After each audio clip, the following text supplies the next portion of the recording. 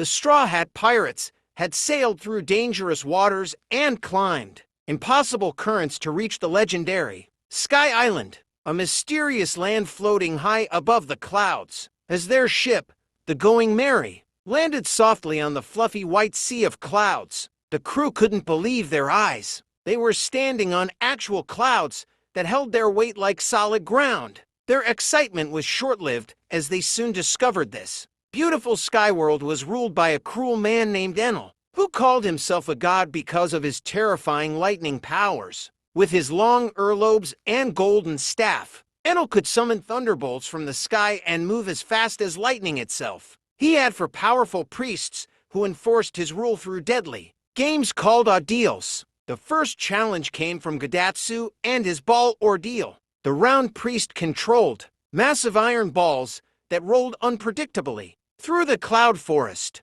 Usopp the sniper quickly took aim with his trusty slingshot Kabuto, Firebird Star. He shouted as his flaming projectile exploded against the iron balls, sending them flying off course. Dr. Chopper helped by using his special rumble balls to transform into different forms, his heavy point strength smashing through obstacles. Next came Shura the Sky Knight and his string ordeal. Riding his fearsome giant bird, Shura attacked with flaming spears. Sanji the cook leapt into action, his legs spinning until they glowed red-hot. Double Jam! He cried as his flaming kick sent Shura tumbling from his mount. The bird, now riderless, flew away in fright. The crew then encountered Ohm and his iron ordeal. This stern swordsman fought alongside his loyal dog Holy, using strange iron clouds that could slice through anything. Zoro the swordsman met this challenge head-on, drawing all three of his legendary blades, Wado Ichimonji, Sandai Kitetsu, and Shusui. 3 sword style. Tiger Hunt. Zoro's powerful slash cut straight through Ohm's defenses. Finally, they faced Satori's swamp ordeal. This tricky priest hid in clouds that acted like quicksand, trying to swallow the pirates whole. Nika Robin the archaeologist simply crossed her arms and whispered, "Milfleur, clutch!" Suddenly dozens of arms sprouted from Satori's body, holding him completely still so he couldn't escape his own trap. Having defeated the four priests, the Straw Hats finally confronted Enel himself. The self-proclaimed god was furious at their resistance. "You dare challenge me?" he boomed, raising his golden staff. "Then face my survival game!" With a snap of his fingers, Enel summoned a massive dark cloud that began forming into a gigantic lightning ball he called Rago. "In 1 hour, this will destroy all of Sky Island," he declared. "Only 5 chosen ones will survive to accompany me to the moon."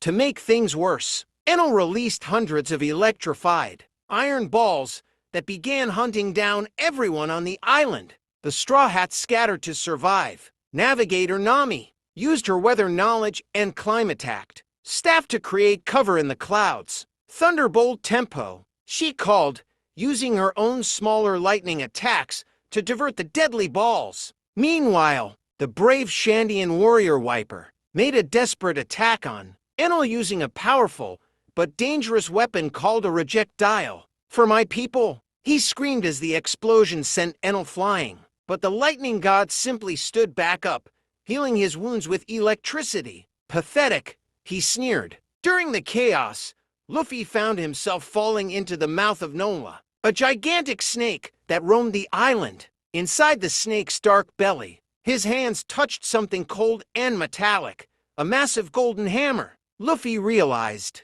this was the missing piece of the legendary golden bell that the people below had been searching for 100 years. The Straw Hat Pirates pressed deeper into the ruins of Upper Yard, uncovering fragments of a forgotten past. The legend of the Golden Bell was no mere myth. It was the key to a tragedy spanning for centuries. 400 years ago, the explorer Mont Blanc Noland arrived on the island of Jaya, where he befriended the proud warriors of Shandora. Their city, built upon a mountain of gold, was crowned by a massive golden bella, sacred treasure said to connect the people to the ruler of the skies. When Nolan learned the Shandians were dying from an incurable disease, he urged them to seek salvation in the land of the gods, Skypiea. But when he returned to his king, unable to prove the city's existence. He was branded a liar and executed in disgrace. Soon after, a monstrous knock-up stream tore through Jaya,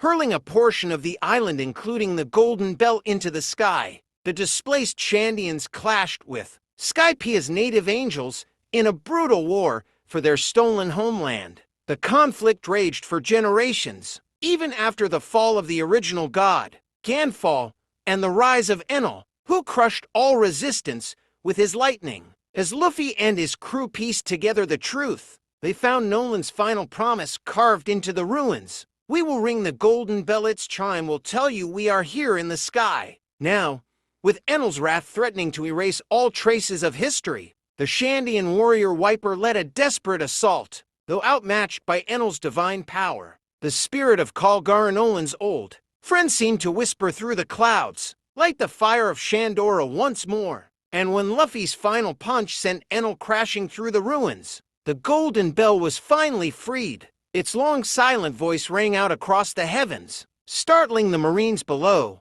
who wondered if the liar Nolan had been right all along, bringing tears to the Skypians, who realized their war had been meaningless, and reaching the descendants of Mont Blanc Nolan, who fell to their knees as for centuries of shame were washed away. The promise had been kept. The bell's chime was a message to an old friend. Bursting out from the snake, with the golden hammer in hand, Luffy arrived just as Enel transformed into his ultimate form, a gigantic being made entirely of lightning called Amaru. I am the invincible god, Enel thundered, his voice shaking the clouds. Luffy just grinned and wrapped the golden hammer around his fist. There's no such thing as gods, he shouted. Gomu Gomu no golden rifle. His golden-coated fist smashed into Enel's lightning form with tremendous force. The impact was so powerful, it simultaneously struck the ancient golden bell that had been silent for centuries.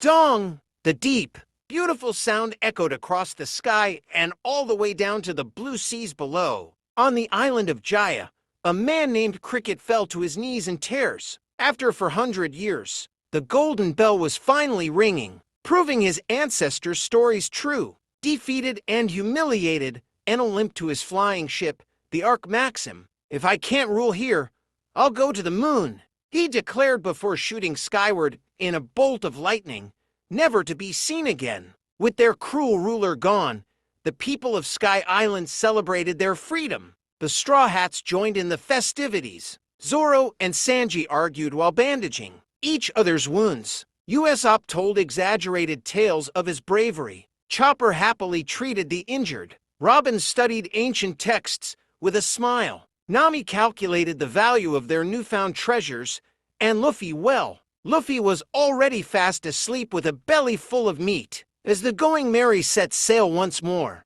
the crew looked back at the shining golden bell high in the clouds. Its ringing was a reminder that no dream is impossible, no tyrant is invincible, and true friendship can overcome any challenge. Somewhere beyond the clouds, new adventures awaited, but for now, the sky was clear and the future bright. The people of Sky Island would tell the story of the rubber boy who defeated a god for generations to come. And if you listen very carefully on a quiet night, you might just hear the distant ringing of a golden bell high above the clouds, still singing its song of freedom.